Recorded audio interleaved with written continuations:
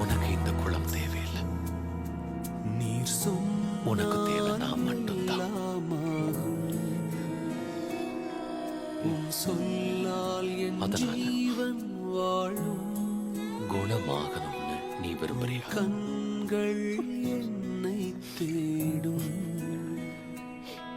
நான் உடைந்தால் அப்ப நீ எழுந்து உன் படுக்கையை எடுத்துக்கிட்டு நடந்து வார்த்தையும் எந்தன் வாழ்வை தாங்கும். உந்தன் கிருபையும் வார்த்தையும்